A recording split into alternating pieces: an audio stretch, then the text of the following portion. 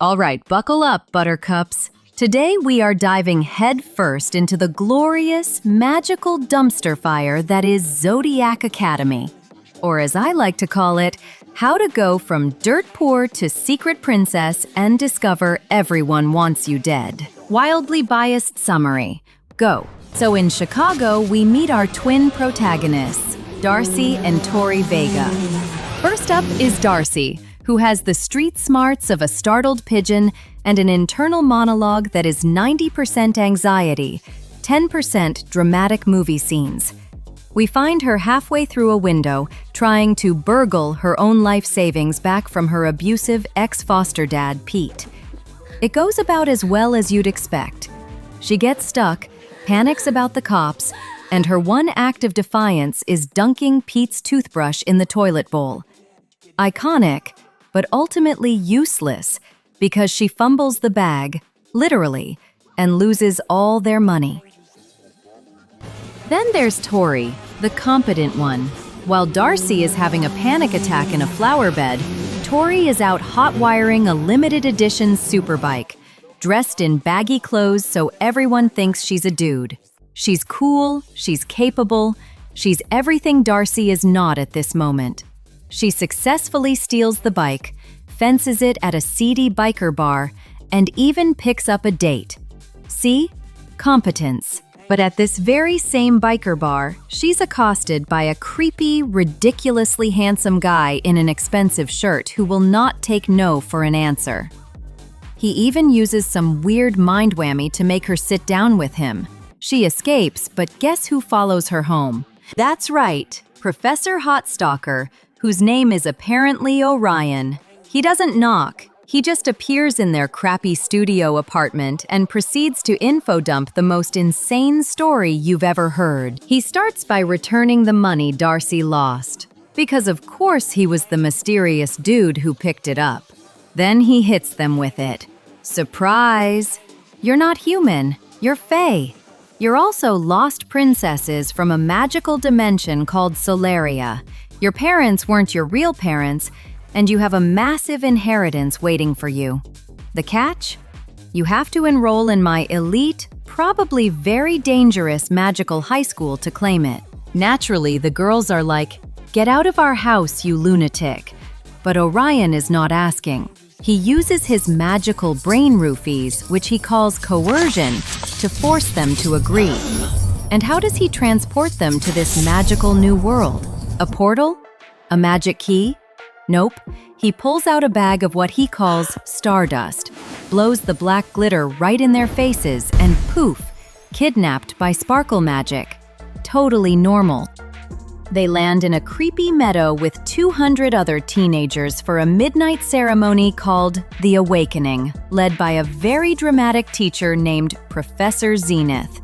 The goal is to see which of the four elements, water, air, earth, or fire, answers your call. Most students get 1, maybe 2 if they're super special. So, Professor Zenith calls on water.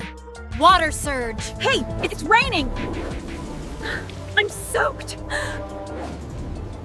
Gale force! Earth magic, binding vines. Hey, what is this? It's tickling my legs. Now, fire magic. They have all 4 elements, all of them. And does the crowd go wild? Do they cheer for the super special chosen ones? No. Everyone just stares at them like they just farted during the final rose ceremony. A snotty blonde girl named Kylie immediately glares at them like they've personally offended her ancestors. This, my friends, is what we call foreshadowing. Next, they're herded into the Orb, which is basically the school's ridiculously opulent cafeteria/common room. And there, sitting on a plush red couch like they own the place, which, let's be real, they do, are the Celestial Heirs. These are the 4 princes who've been ruling in the twins' absence. They are the absolute worst frat boys, but with magic and cheekbones that could cut glass. Max Riegel, a siren who literally feeds on other people's emotions. Seth Capella, a werewolf who needs to take a class on personal space. Caleb Altair, a pretty boy blonde who is also, surprise, a vampire. And Darius A. Crux, the leader of the pack. He's basically a walking bad decision wrapped in muscles and a permanent death glare. Just as the twins are trying to process this Mount Olympus of toxic masculinity, Principal Nova gets everyone's attention and announces to the entire school that Tory and Darcy are the lost Vega heirs, here to reclaim their throne. From the 4 guys on the couch, she basically paints a giant target on their backs and screams, "Let the games begin!" The heirs are, to put it mildly, not thrilled. Tory, being the badass she is, shows her disrespect by turning her back on them. Big mistake. In a flash, Caleb is across the room. He slams Tory against a wall, hisses something about superiors, and then bites her on the neck in front of hundreds of students. He's a vampire, and he's draining her power as a public service announcement. And the teachers? They do nothing. Professor Orion literally looks mildly bored. But Darcy, our startled pigeon, finally snaps. She instinctively unleashes a hurricane and yeets Max clear across the room. So, day 1 is going great. Because this is a young adult novel, the twins are immediately separated into different houses to maximize their suffering. Tory, never one to back down from a fight, chooses House Ignis, Fire, ruled by the most terrifying heir, Darius. Darcy gets sorted into House Air, with the deceptively charming and deeply unhinged Seth. What follows are the most messed up initiation rituals of all time. Seth's hazing is pure psychological torture. He puts hoods on all the freshmen, leads them up a winding staircase, and tells them they're at the top of a tower. The initiation? Jump off and use your air magic to save yourself, or you'll be pushed. But surprise, it's a prank, and it's only for Darcy. She's forced to jump off a 1-foot-high step in the middle of a room while everyone laughs at her. But it gets worse. Seth then gives her a choice. Get actually thrown off the tower for real, or let him cut off all her hair. Her signature blue-tipped hair. So what does Darcy do?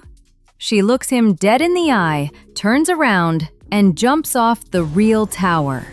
And she nails it, saving herself with a gust of wind at the last second. Mic drop. Meanwhile, Tory is in the House of Fire with Darius, who's about as subtle as a brick to the face. Her initiation is a physical gauntlet from hell.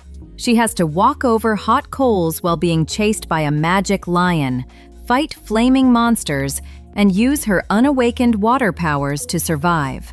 But the grand finale is the real kicker. Darius creates a wall of fire and tells her it will burn away her mortal trappings. She walks through it, and it burns off every stitch of her clothing, and the nearly $2,000 she had in her pocket. She's left standing naked, broke, and utterly humiliated in front of the entire house. Welcome to Zodiac Academy, bitches. Daily life is a dumpster fire. So, what's a normal school day like?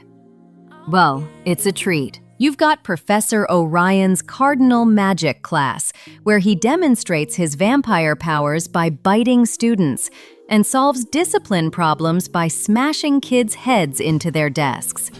His brilliant teaching method for helping the twins learn magical defense?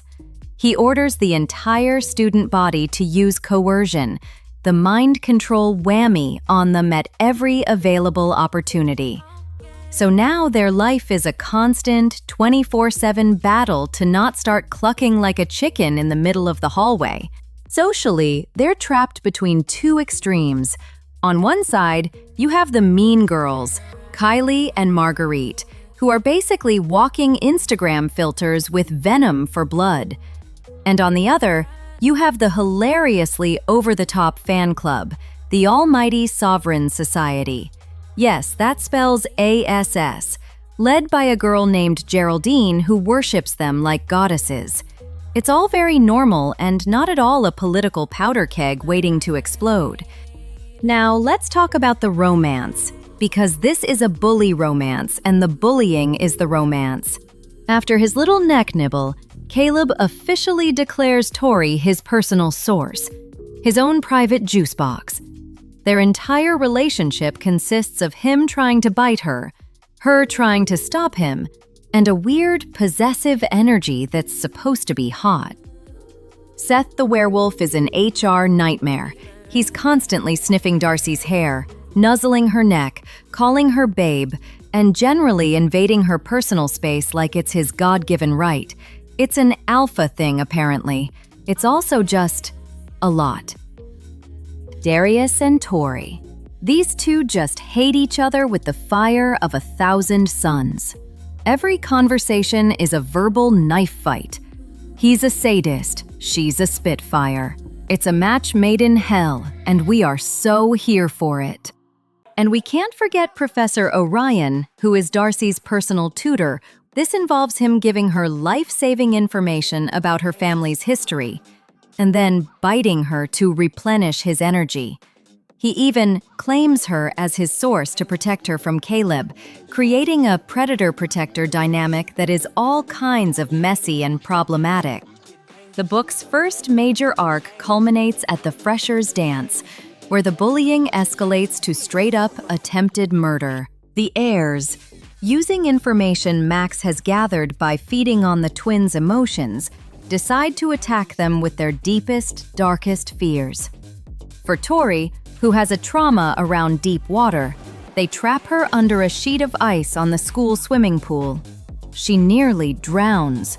She's only saved at the last second by Orion, who shows up and goes full-on action hero.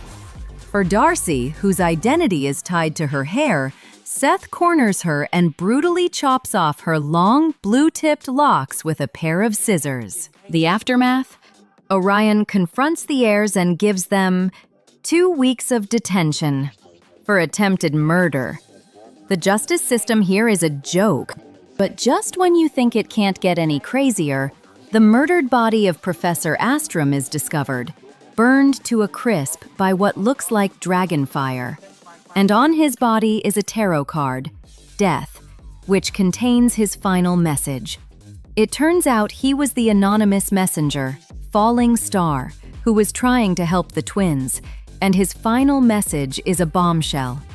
The Heirs' families were involved in the murder of the Vega king and queen 18 years ago, and they framed magical creatures called nymphs for it. So, to recap, our heroines are broke, traumatized, have no idea how to use their powers, and have just discovered that the families of the 4 hot demigods trying to kill them also probably killed their parents, and now they have to survive something called the Reckoning, which is bound to be more murder and death and murder. But we'll have to find out what happens in the next book, because of course this is a series. Thanks for the emotional trauma and the impending credit card debt. See you for the next round of this beautiful